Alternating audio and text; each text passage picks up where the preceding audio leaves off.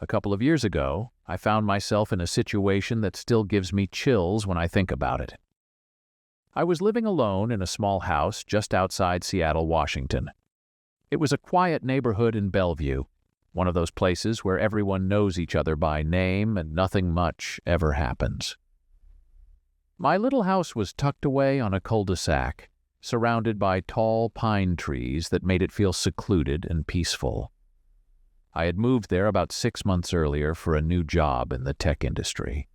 The transition from my hometown in the Midwest to the Pacific Northwest had been exciting, but also a bit overwhelming. I was still getting used to the constant drizzle and the laid-back Seattle vibe. My job kept me busy, and I hadn't made many friends yet, so I spent a lot of my free time at home. It was a Saturday afternoon in early fall. The weather was typical for Seattle, overcast with a light mist hanging in the air. I had decided to spend the day indoors, catching up on a new TV series that everyone at work had been raving about. I remember feeling cozy and content, wrapped up in a blanket on my couch with a mug of hot cocoa beside me. I was about 4 episodes deep into my binge-watching session when the doorbell rang. The sound startled me. I wasn't expecting anyone, and in this neighborhood, people didn't usually drop by unannounced.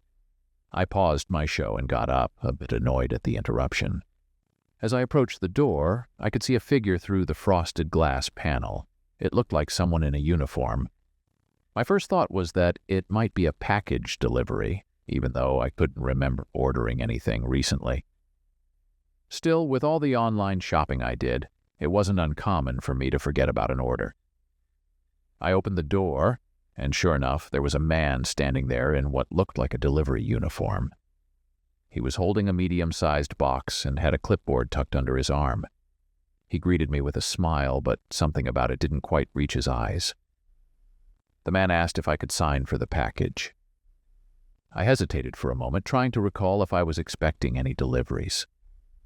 That's when I started noticing things that seemed off. His uniform looked a bit too worn, almost like a costume rather than a real delivery outfit. The package he was holding had no label, no barcodes, nothing to indicate where it had come from or who it was for. A sense of unease began to creep over me.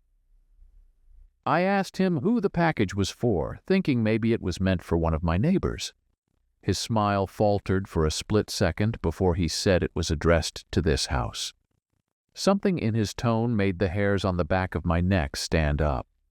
Before I could react or close the door, the man suddenly pushed forward. The force of it caught me off guard, and I stumbled backward into my entryway.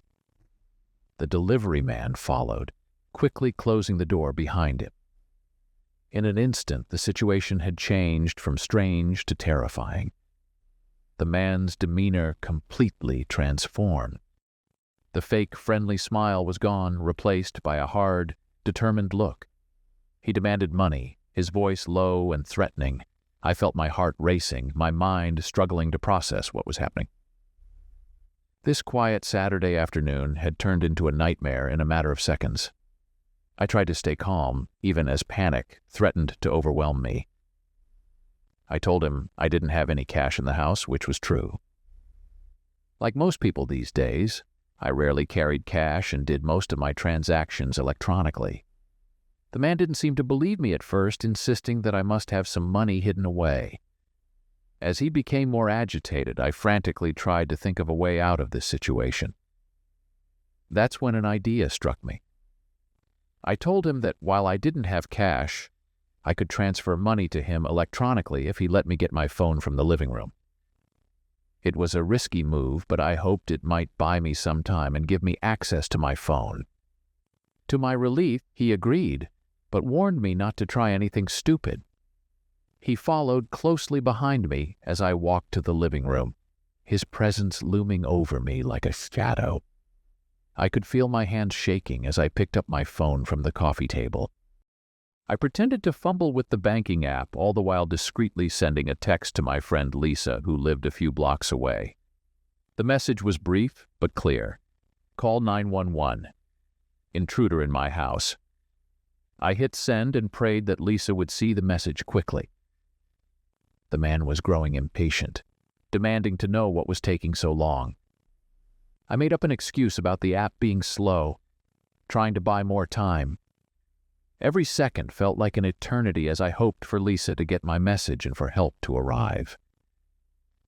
Just as the man's patience was wearing thin, I heard the blessed sound of sirens in the distance. The man froze for a moment, his eyes widening in realization. Then, without warning, he bolted towards the back door. I heard it slam as he ran out into my backyard. I rushed to lock the door behind him, my hands shaking so badly I could barely turn the deadbolt. Then I ran to the front door, throwing it open just as 2 police cars pulled up in front of my house. I must have looked a sight, pale, shaking, and on the verge of tears. The officers quickly assessed the situation, asking me if I was hurt, and if the intruder was still in the house. I managed to tell them that he had run out the back. They immediately split up, one team staying with me while the others went to search the area.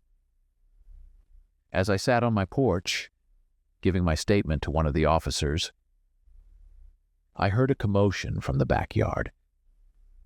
Moments later, I saw the other officers leading the man out in handcuffs. They had caught him trying to climb over my neighbor's fence. The relief I felt in that moment was indescribable.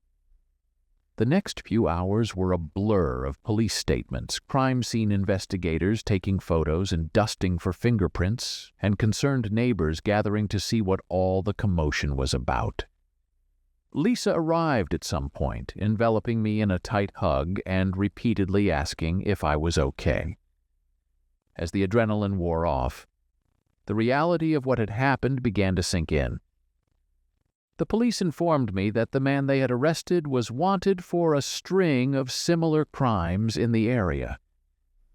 He had been targeting people by posing as a delivery person, taking advantage of people's trust and routine to gain entry into their homes. I learned that I had been lucky in many ways. Some of his previous victims had been hurt when they resisted, and others had lost valuable possessions. My quick thinking and texting Lisa and stalling for time had likely prevented a worse outcome. The days that followed were difficult. I found myself jumping at every sound, constantly checking and rechecking that my doors and windows were locked. Sleep became elusive, as every creak of the house settling would jolt me awake, convinced that someone was trying to break in again. I still live in the same house. At first, I thought about moving, worried that I'd never feel safe there again. But over time, I reclaimed my space. I refused to let one terrible incident define my life, or drive me from a home and community I've grown to love. Now, when I hear my doorbell ring, I still feel a momentary flutter of anxiety. But I've learned to manage it, to approach each day with caution, but not fear. Last summer, I found myself in a situation that I never thought I'd experience. It was a typical Friday night in Dallas, Texas, and I was settling in for a quiet evening at home. My apartment was in a decent area of the city, not too far from downtown. It wasn't the fanciest place, but it was cozy and felt like home. I'd been living there for about a year with my roommate Sarah, and we'd never had any issues before. Sarah had left earlier that day for a weekend trip to visit her family in Houston. I remember waving goodbye as she drove off, thinking about how I'd have the place to myself for a couple of days. I had plans to catch up on some Netflix shows and maybe order in some food from my favorite Thai place down the street. As the evening wore on, I found myself engrossed in a new crime drama series. The irony of what was about to happen didn't escape me later. I must have watched about 4 episodes back to back, completely losing track of time. Before I knew it, it was nearing midnight. I decided to call it a night, headed to the bathroom to get ready for bed.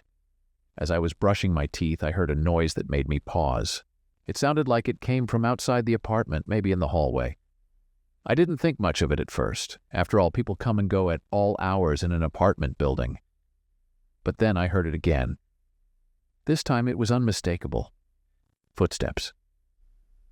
They were slow and deliberate, like someone was trying to be quiet but not quite succeeding. My heart started to race a little. I told myself it was probably just a neighbor coming home late, but something felt off. I finished up in the bathroom and walked quietly to my bedroom, straining my ears to hear any more sounds. The footsteps had stopped, but now I could hear a faint rustling sound coming from the living room. That's when the reality of the situation hit me. Someone was in our apartment. My mind started racing. Had I forgotten to lock the door when Sarah left? No, I was sure I had checked it. Maybe Sarah had come back early and forgotten her key. But she would have called or texted me if that were the case. I grabbed my phone from the nightstand, my hands shaking slightly. I considered calling Sarah, but I didn't want to make any noise if there really was an intruder in the apartment.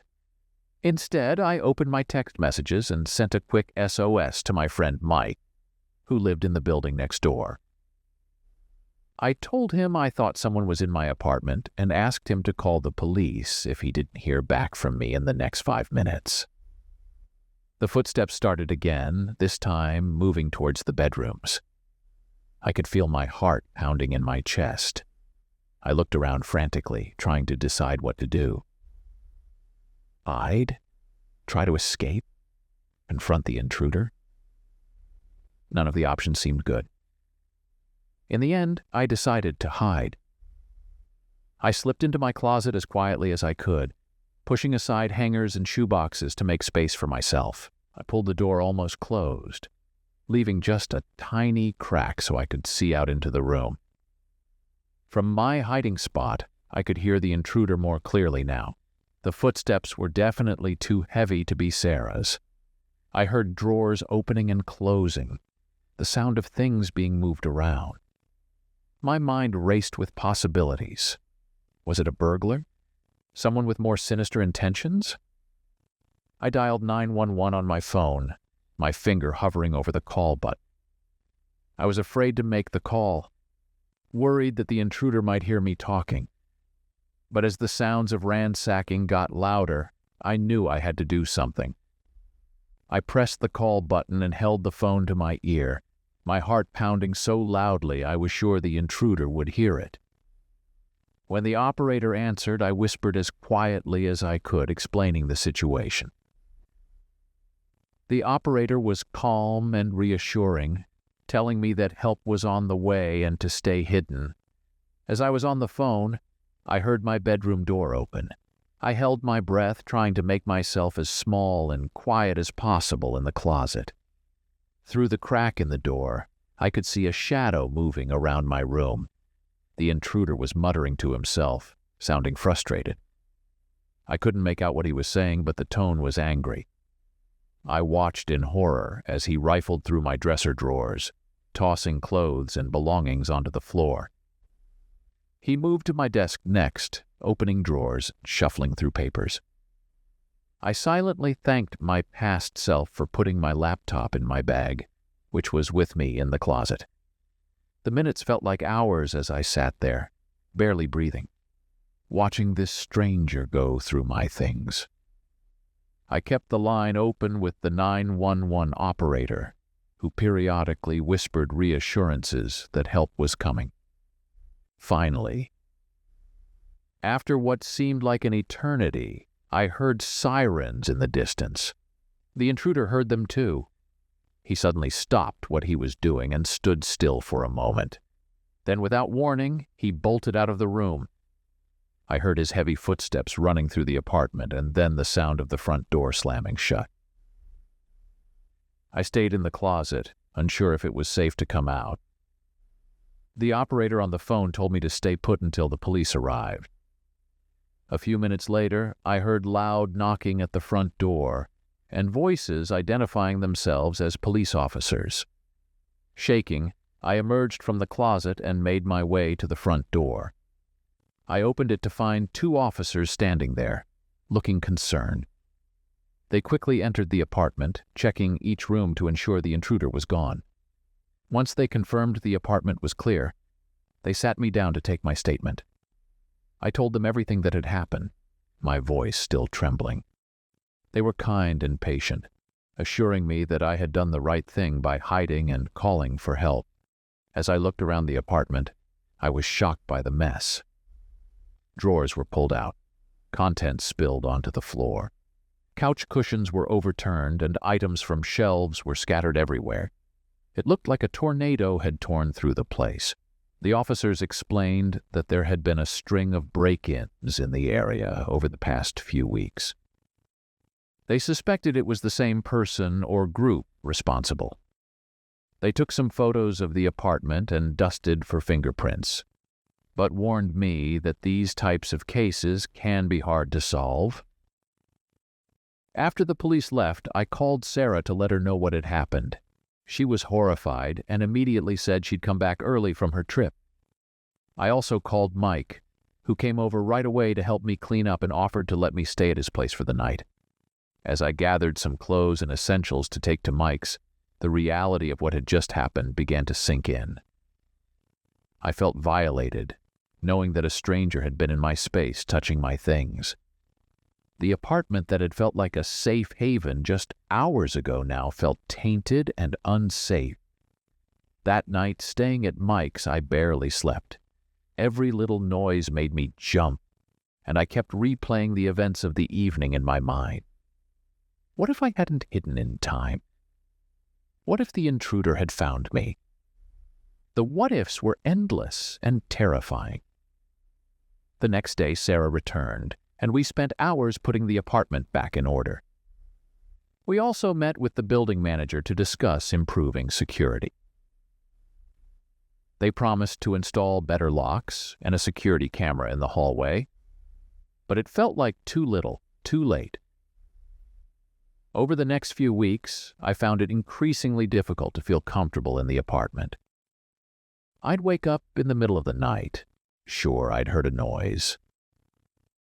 During the day, I'd constantly check and recheck that the doors and windows were locked.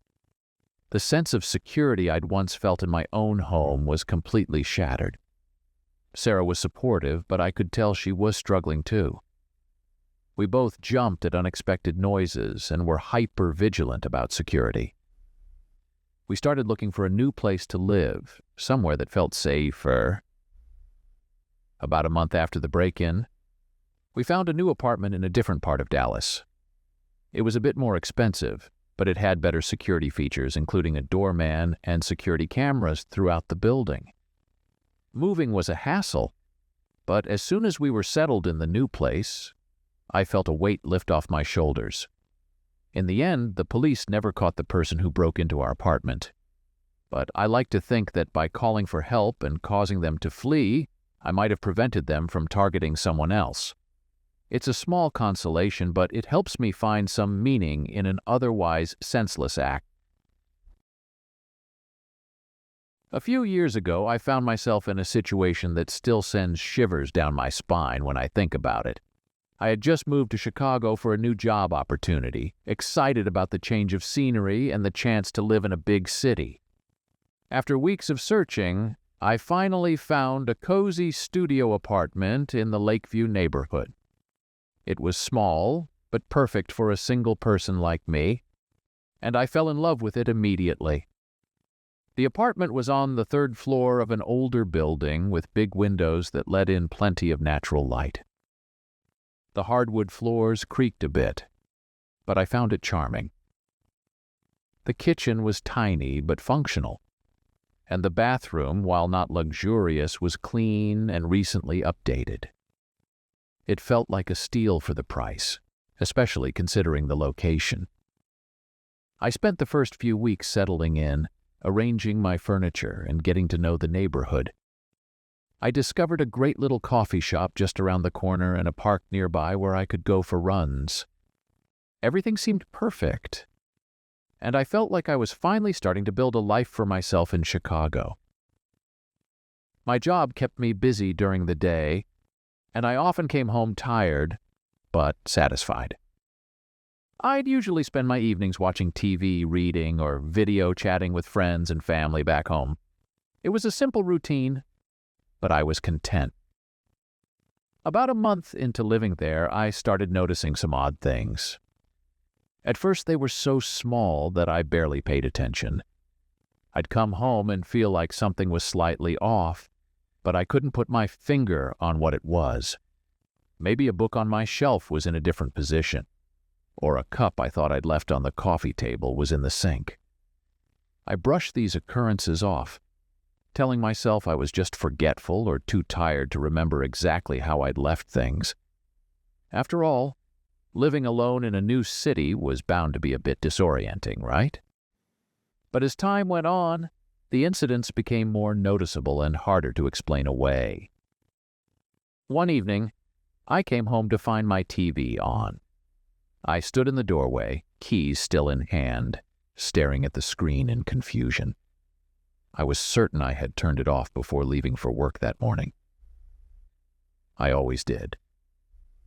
I walked around the apartment, checking every corner, half expecting to find an intruder. But everything else seemed normal. I told myself I must have been in a rush that morning and forgotten to turn it off. Still, an uneasy feeling settled in my stomach. A few days later, I noticed that some of my clothes in the dresser were folded differently than how I usually did it. It was subtle, but I had a specific way of organizing my clothes, and these definitely weren't folded my way. I spent a good hour going through all my belongings, trying to see if anything was missing, but everything seemed to be there. I started paying more attention to these little discrepancies, keeping a mental note of how I left things when I went out. The incidents continued. Sometimes I'd find a window open that I was sure I'd closed. Other times, items on my desk would be rearranged slightly. I began to feel paranoid. Was I losing my mind? Was the stress of the new job and new city getting to me? I considered talking to my friends about it, but I was afraid they'd think I was crazy. Instead, I started leaving little traps for myself. A piece of tape on the door that would break if someone opened it, or a hair placed across a drawer. One day, about 2 months after moving in, I came home to find the hair on my bedroom drawer disturbed. My heart raced as I realized this wasn't just my imagination. Someone had been in my apartment while I was gone. I immediately called the building manager, explaining my concerns. He seemed skeptical at first, suggesting that maybe the cleaning staff had entered by mistake. But I knew that couldn't be the case. I didn't pay for cleaning services, and no one should have been entering my apartment without my knowledge. The manager agreed to change the locks on my door, which provided some temporary relief. But the feeling of violation lingered. I found myself constantly looking over my shoulder, even in my own home. I'd wake up in the middle of the night, convinced I heard footsteps or breathing. Despite the new locks, the strange occurrences continued. I started taking photos of my apartment before leaving each day, just to have proof that things were being moved. I became obsessed with documenting every little change. About a week after the locks were changed, I made a terrifying discovery. I was cleaning the bathroom, standing on the toilet to reach the top shelf of the medicine cabinet, when something caught my eye. There, hidden in the smoke detector on the ceiling, was a tiny camera lens. My blood ran cold. I stared at it for what felt like hours, unable to process what I was seeing. When I finally snapped out of my shock, I grabbed my phone and took several photos of the camera, my hands shaking so badly I could barely hold the phone steady. In a daze, I started searching the rest of the apartment. I found another camera hidden in a vent in the living room, and a third one disguised as a screw in my bedside lamp.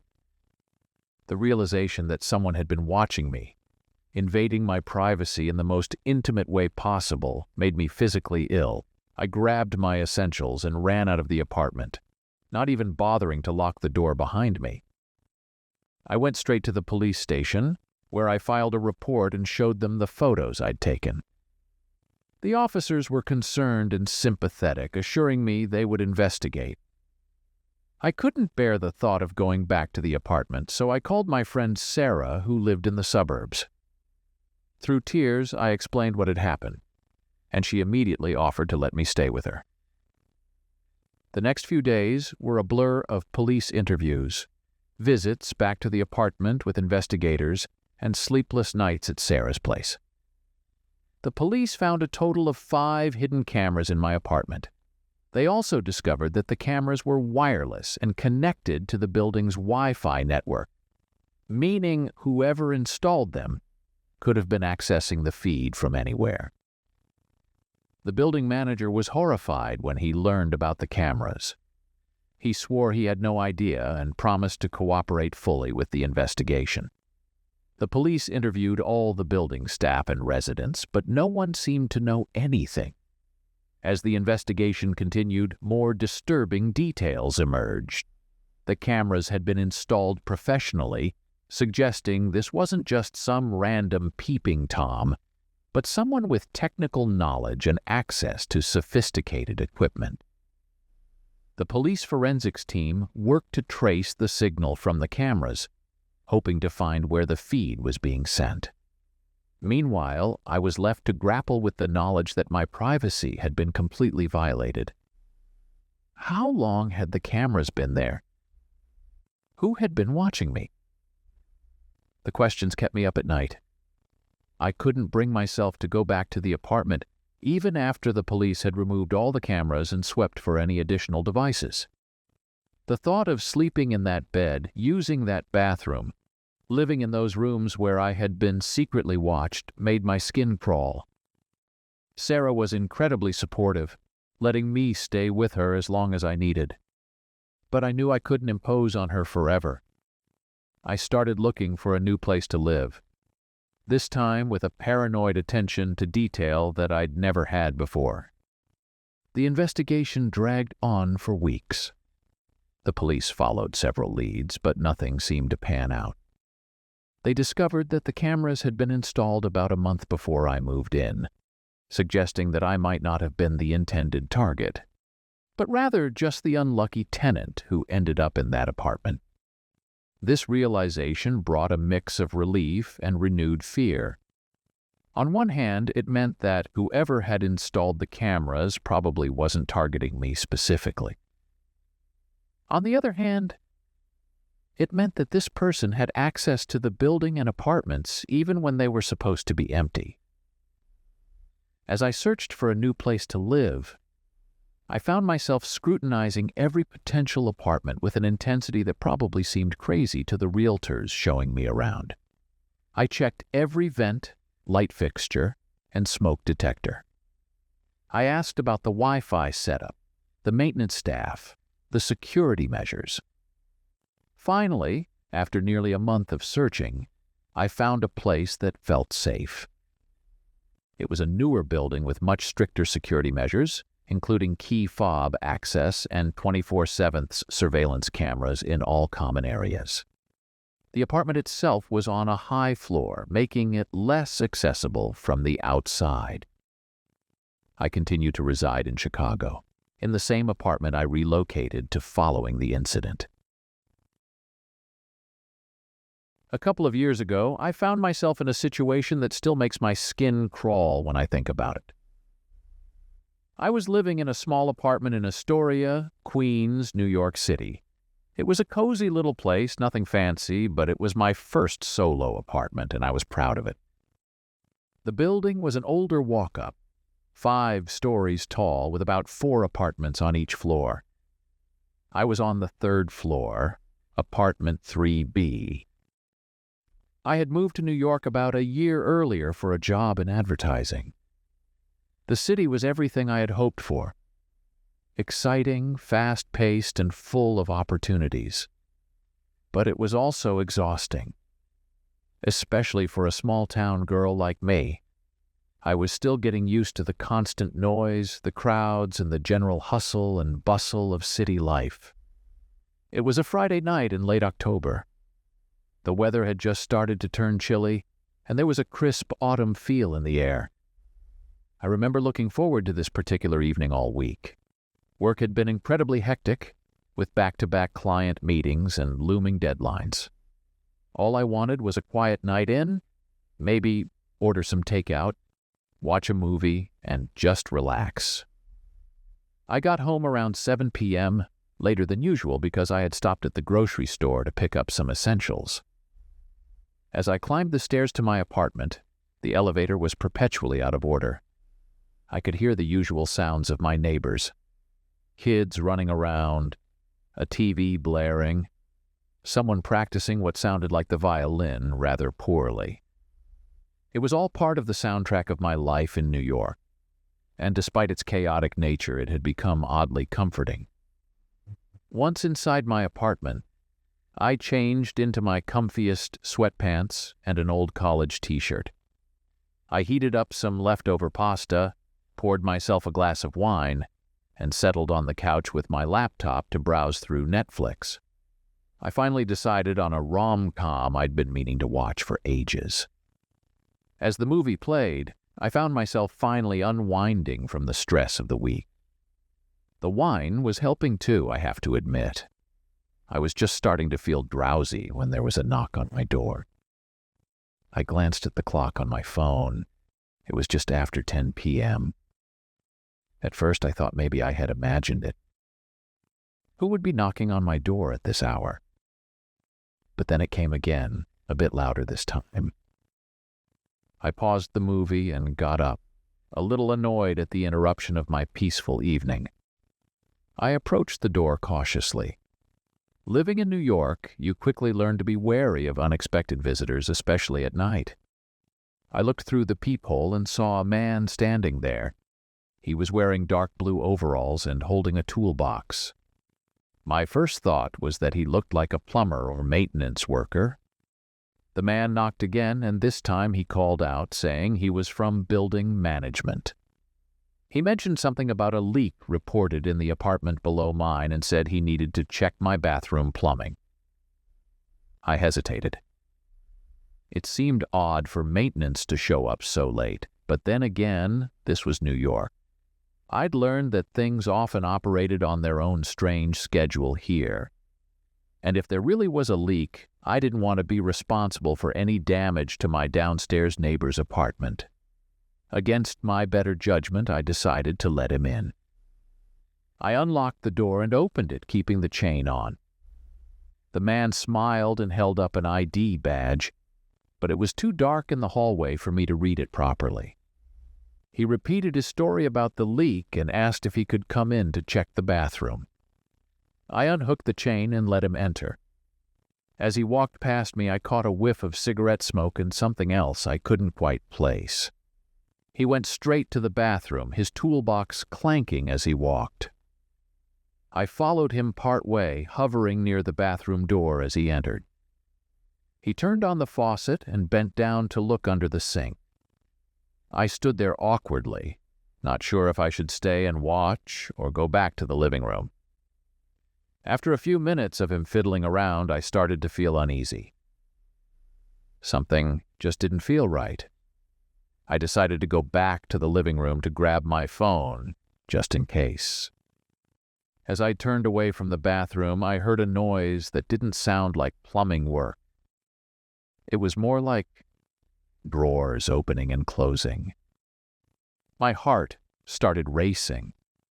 I quickly grabbed my phone from the coffee table and turned back towards the bathroom. But when I got there, the so-called plumber wasn't there. Panic rising in my throat, I looked around and realized the noise was coming from my bedroom. I rushed to the bedroom door and pushed it open. There he was, the man in overalls, rifling through my dresser drawers. He had pulled out my jewelry box and was shoving things into his pockets. For a moment, I stood there frozen in shock. This couldn't be happening. Not in my safe little apartment, not on my quiet Friday night in. But it was happening. and I knew I had to act fast. I shouted at him, demanding to know what he was doing and telling him to get out of my apartment immediately. He spun around, clearly startled to see me there. For a split second, I saw panic in his eyes, quickly replaced by a calculated calmness that was even more terrifying. He tried to play it cool, saying he was looking for the source of the leak. But his hand was still in my jewelry box, and I could see the bulge in his pocket where he had stashed my things. I wasn't buying it for a second. I held up my phone, my hand shaking, and told him I was calling the police. That seemed to snap him into action. He grabbed his toolbox and pushed past me, nearly knocking me over in his haste to get out of the bedroom. I followed him, keeping my distance but making sure he was leaving. He was muttering under his breath, but I couldn't make out what he was saying. As he reached the front door, he turned back towards me. For a terrifying moment, I thought he might try to attack me or force his way back in. But instead, he just gave me a cold, hard stare before yanking the door open and disappearing into the hallway. As soon as the door slammed shut behind him, I locked it. Deadbolt, chain, everything. Then I sank to the floor, my back against the door, heart pounding so hard I thought it might burst out of my chest. I sat there for what felt like hours, but was probably only a few minutes, trying to process what had just happened. When I finally managed to pull myself together, I called the police. They arrived quickly. 2 officers who listened to my story with serious expressions. They took a statement and looked around my apartment, but of course, the man was long gone. After the police left, I called the building superintendent. He was groggy and confused. It was nearly midnight by this point, but he confirmed what I had begun to suspect. No plumber or maintenance worker had been scheduled to come to my apartment. The whole thing had been a ruse to get inside. I spent the rest of the night wide awake, jumping at every little sound. I must have checked the locks 100 times. When the sun finally came up, I felt a small measure of relief, but I knew I wouldn't feel truly safe in that apartment again. Over the next few days, I learned more about what had happened. The police investigation revealed that there had been a string of similar incidents in the neighborhood. A man matching the description I gave had been posing as a maintenance worker to gain entry to apartments, usually targeting women living alone. I was lucky in a way. Many of his other victims had lost valuable jewelry and electronics. Some had even been assaulted. My quick action in confronting him had likely prevented a worse outcome. But even knowing I had been relatively fortunate didn't erase the fear and violation I felt. My apartment, which had once been my safe haven, now felt tainted. I found myself constantly looking over my shoulder, even in broad daylight. I couldn't sleep without checking and rechecking the locks multiple times. I decided to take action to regain some sense of control. I installed additional locks on my door and a security camera in the hallway outside my apartment. I signed up for self-defense classes and started carrying pepper spray. I also got to know my neighbors better, figuring that a strong community was an additional layer of protection. The building management, shaken by the incident, implemented new security measures. They installed better lighting in the hallways and stairwells, and implemented a system where all maintenance requests had to be confirmed with tenants in advance, with workers required to show proper ID. Despite these changes, I still felt uneasy in the apartment. Every knock on the door made my heart race. Every time I came home, I half expected to find someone hiding inside. I started spending more time out of the apartment, staying late at work or hanging out at friends' places. About a month after the incident, the police called with an update. They had arrested a man they believed was responsible for the string of break-ins, including the one at my apartment.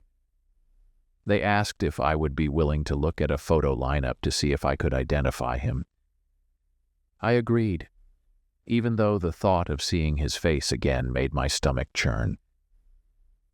When I went to the police station, they showed me a series of photos. My hands were shaking as I looked at them, but I knew immediately when I saw him. Those cold eyes were unmistakable. The detective told me that my identification, along with evidence from other victims, would likely be enough to put him away for a long time. It was a small comfort, knowing he wouldn't be able to do this to anyone else, at least for a while. But even with him behind bars, I couldn't shake the feeling of vulnerability that had taken root that night. I realized that I needed a fresh start, somewhere I could feel safe again. After much deliberation, I decided to move. I found a new apartment in a different neighborhood, a more modern building with better security. It was a bit more expensive, but the peace of mind was worth every penny. I also changed jobs, finding a position at a different agency that was closer to my new place. A few years back, I was living in this old duplex in Somerville, just outside of Boston. It was one of those typical New England houses, probably built in the early 1900s, with creaky floors and drafty windows. The rent was decent, especially for the area, and I was pretty happy with my little spot. The only downside was that I had to share the basement with the other tenant for laundry and storage. Now, I'm not usually the type to get spooked easily, but there was something about that basement that always gave me the creeps. Maybe it was the dim lighting or the musty smell, or maybe it was just my imagination running wild. Whatever it was, I always tried to do my laundry during the day when there was still some natural light seeping through the tiny windows. But life doesn't always work out the way we want it to, right? This particular day had been a nightmare at work. I'm a software developer, and we were rushing to meet a deadline for a big client. By the time I finally managed to leave the office, it was already dark outside. I grabbed a quick bite at this little pizza joint near Davis Square, scarfing down a slice of pepperoni while walking to the T-station. As I rode the red line back to Porter Square, I couldn't help but feel the exhaustion settling in. My eyes were burning from staring at screens all day, and my back was aching from hunching over my desk. All I wanted was to crash on my couch and binge-watch some mindless TV show. But as I walked into my apartment, the first thing that hit me was the smell. I'd completely forgotten about the gym clothes I'd left in my bag for the past couple of days. Gross. There was no way I could leave them like that until the weekend. So against my better judgment, I decided to do a load of laundry. I gathered up all my dirty clothes, grabbed my detergent and fabric softener, and headed down to the basement. It was around 11 p.m. by this point, and the house was eerily quiet. As I descended the stairs, each step seemed to creak louder than the last, like the house was protesting my late-night laundry plans. When I reached the bottom of the stairs, I flicked on the light switch. The single bare bulb in the center of the room flickered to life, casting long shadows across the concrete floor.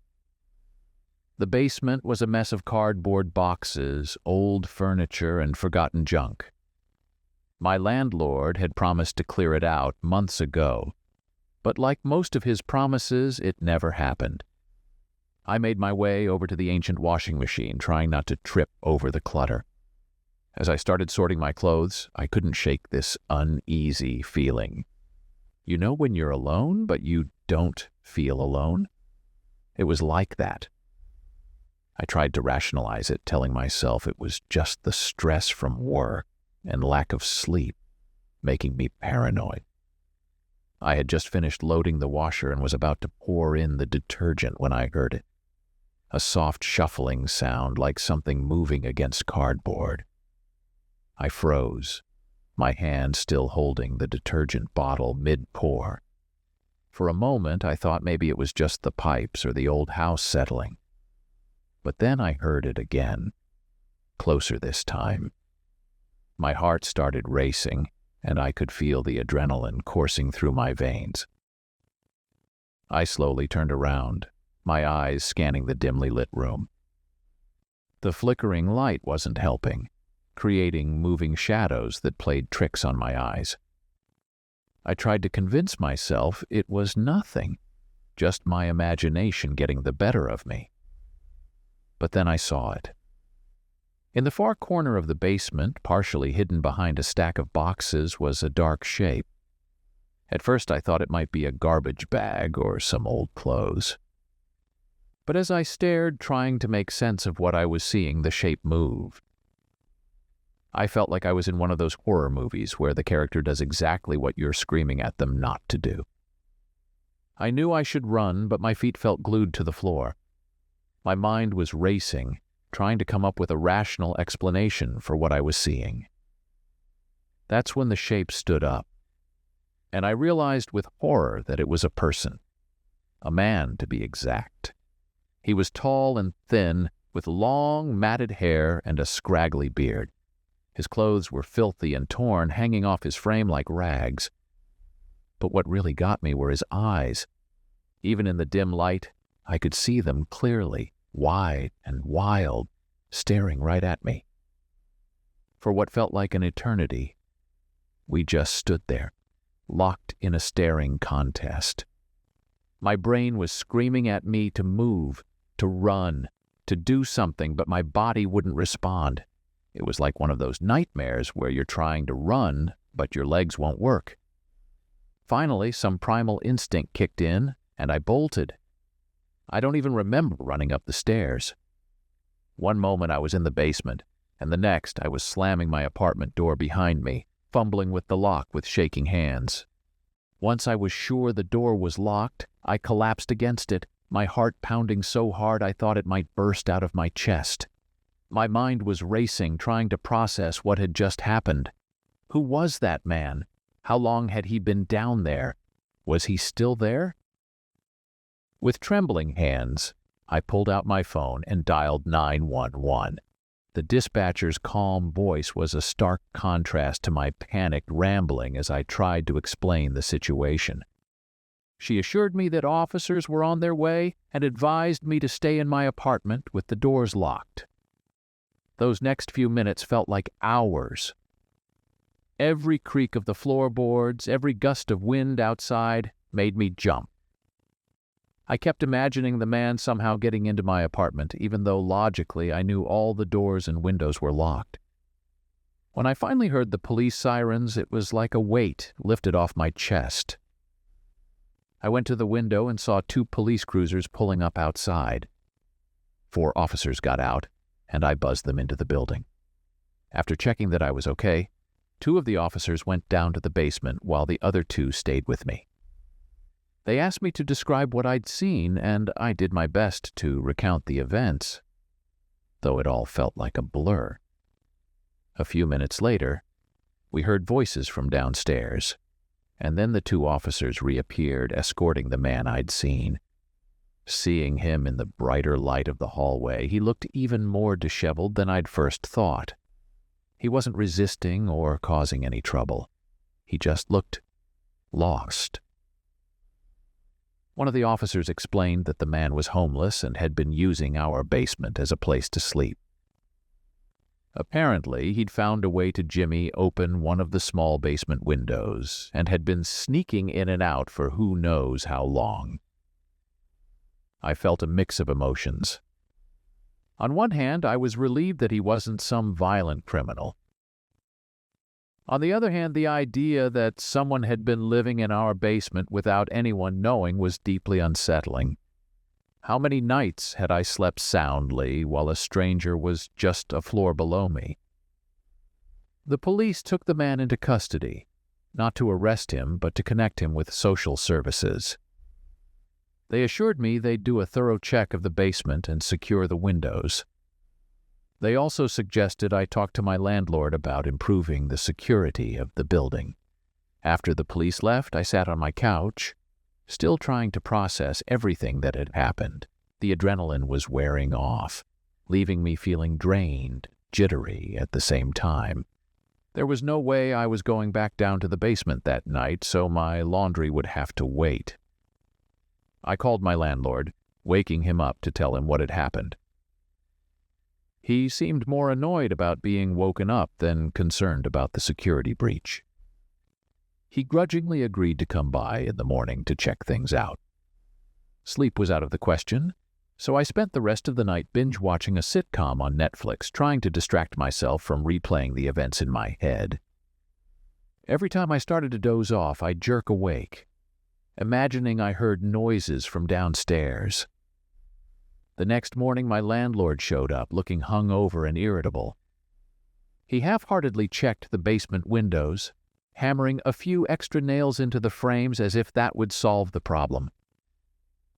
He brushed off my concerns, saying it was a one-time thing and not to worry about it. I knew I was being irrational. The man was gone. The police had checked everything, and logically, I knew I was safe. But logic doesn't always win against fear. Every time I came home late, I'd find myself scanning the street, looking for any sign of the man or anyone else who might be lurking around. I tried to talk to my friends about it, but most of them just told me to get over it. They didn't understand why I was still so shaken up. It was just a homeless guy, they'd say. He didn't hurt you or anything. But they hadn't been there. They hadn't seen those eyes staring at them in the dim basement light. In the end, I decided to move. I found a small studio apartment in Cambridge, closer to work and in a more modern building with better security. It was more expensive, but I figured my peace of mind was worth the extra rent. About 3 years ago, I found myself in a situation that still gives me chills when I think about it. It was summer in Los Angeles, and I had agreed to house sit for my friend Sarah while she and her family went on a 2-week vacation to Europe. Sarah lived in a beautiful neighborhood in Sherman Oaks, a quiet, upscale area in the San Fernando Valley. The house was in a cul-de-sac surrounded by well-manicured lawns and towering palm trees. I was excited about the opportunity. As a struggling writer living in a tiny studio apartment in Koreatown, the chance to spend 2 weeks in a spacious house with a pool seemed like a dream come true. I imagined lazy days spent writing by the pool, evenings watching movies on their massive TV, and enjoying the peace and quiet of suburban life. The first few days were exactly as I had imagined. I settled into a routine, waking up early to write, taking breaks to swim in the pool, and enjoying the luxury of having so much space to myself. The neighborhood was incredibly quiet, especially at night. The only sounds I'd hear after dark were the occasional car passing by or the distant bark of a neighbor's dog. It was on the 5th night that things took a turn. I had stayed up late, working on a screenplay I'd been struggling with. The words were finally flowing, and I didn't want to break my momentum. By the time I finally decided to call it a night, it was almost 2 a.m. I had just changed into my pajamas and was brushing my teeth when I heard it. A loud, insistent knocking on the front door. The sound echoed through the quiet house, making me jump. I froze, toothbrush still in my mouth, listening intently. Maybe I had imagined it? But then it came again, even louder this time. My heart started racing. Who could be knocking at this hour? My mind immediately went to Sarah and her family. Had something happened to them? Was this the police coming to deliver bad news? I quickly rinsed my mouth and crept down the stairs, my bare feet silent on the plush carpet. The knocking continued, growing more insistent with each passing second. As I reached the bottom of the stairs, I could see the front door at the end of the hallway. The porch light was off, but through the decorative glass panels on either side of the door, I could make out a dark shape. My first instinct was to open the door, but a nagging feeling in my gut held me back. Instead, I moved to the living room window, which gave a clear view of the front porch. Carefully, I peeked through a gap in the blinds. The porch was empty. A chill ran down my spine. I could still hear the knocking, but there was no one at the door. My mind raced, trying to make sense of what was happening. Was someone playing a prank? Was I so tired that I was imagining things? I moved back to the hallway, my heart pounding so loudly I was sure whoever was out there could hear it. The knocking was even louder now, more aggressive. It no longer sounded like someone politely requesting entry. It was demanding, threatening. I called out, asking who was there. My voice sounded small and scared, even to my own ears. There was no response, just more knocking. Fear gripped me. This wasn't right. Something was very, very wrong. With shaking hands, I pulled my cell phone from my pocket and dialed 911. The dispatcher answered quickly, and I tried to explain the situation as calmly as I could. She assured me that officers were on their way and advised me to stay inside and not open the door.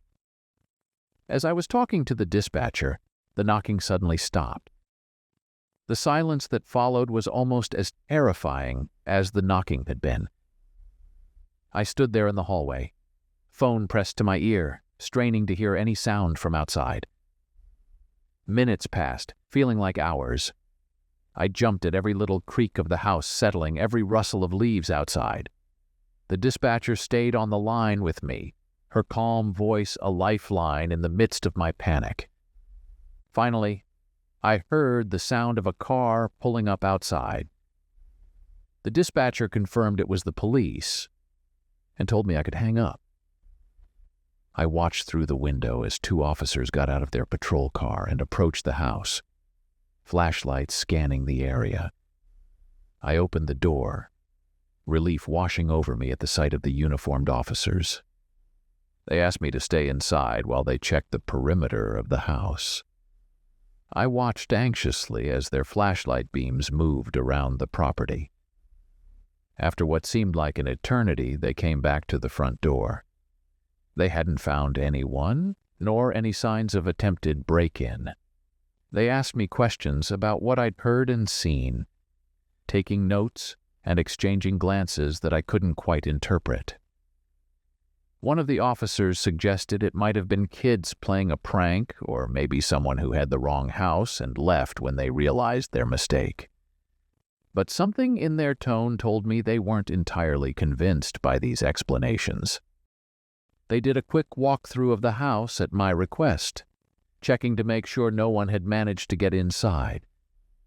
Finding nothing out of order, they advised me to keep the doors and windows locked and to call again if I heard or saw anything suspicious. As I watched their patrol car drive away, I felt a mix of relief and lingering fear. The house suddenly felt too big, too empty. Every shadow seemed to hide potential threats. I double-checked all the locks, then retreated to the guest room where I'd been sleeping. Sleep was impossible. I lay awake, every nerve on high alert, jumping at every little sound. As the first light of dawn began to filter through the curtains, I finally drifted into a restless sleep. The next day, I was a wreck. Lack of sleep, combined with residual fear, left me jittery and unfocused.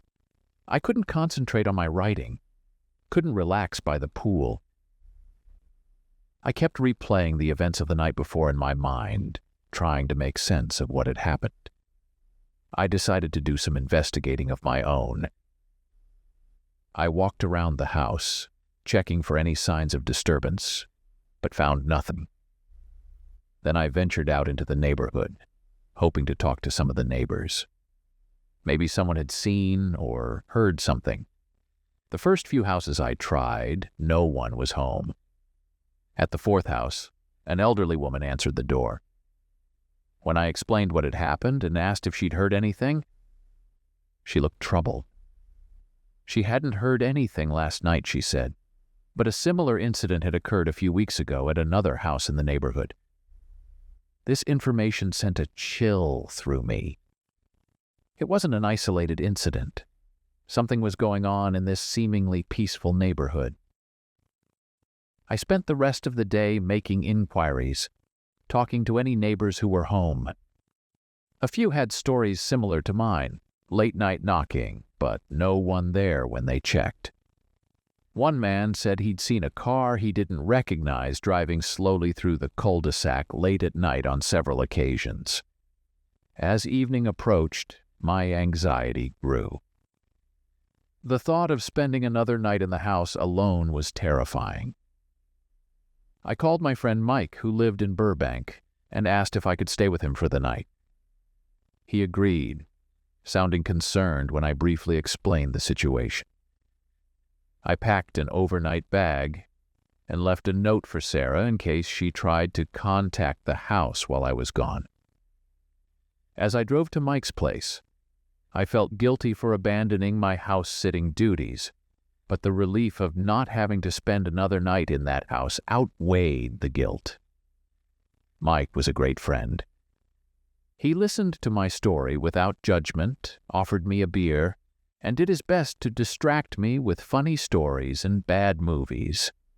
But even in the safety of his apartment, surrounded by the familiar sounds of the city, I couldn't fully relax. The next day, I returned to Sarah's house, feeling somewhat refreshed but still on edge. I spent the day working on my screenplay, trying to lose myself in the fictional world I was creating. But as night fell, the fear returned. I decided to be proactive. I turned on every light in the house, inside and out. I found an old baseball bat in the garage and kept it close. I even set up my laptop to record the front door, thinking that if anything happened, at least I'd have evidence. The night passed without incident, but I barely slept. The next few days fell into a pattern. Anxious days followed by sleepless nights. I jumped at every sound, constantly checked and rechecked the locks, and spent hours staring at the security footage, looking for anything suspicious. By the time Sarah and her family returned, I was a nervous wreck. I debated whether or not to tell them what had happened. In the end, I decided they had a right to know. Sarah was understandably concerned both for her family's safety and for what I'd gone through. She promised to report the incident to the neighborhood watch and consider installing a security system. As I drove home to my tiny apartment in Koreatown, I felt a mix of emotions. I was relieved to be leaving the house and the fear behind, but I also felt a lingering sense of unease. The incident had shaken my sense of safety, made me acutely aware of how vulnerable we all are, even in seemingly secure environments. I never house-sat for anyone after that experience. The allure of a big house and a swimming pool no longer outweighed the potential risks in my mind. But I didn't let the fear control my life either. I still enjoy the occasional late-night writing session. Still take walks in my neighborhood after dark. I'm just a little more cautious, a little more aware. Thank you for watching. If you found these stories gripping, don't forget to subscribe for more spine-tingling content. For another hair-raising tale, check out our suggested video. And if you're hungry for more eerie encounters, dive into our playlist featuring similar chilling narratives.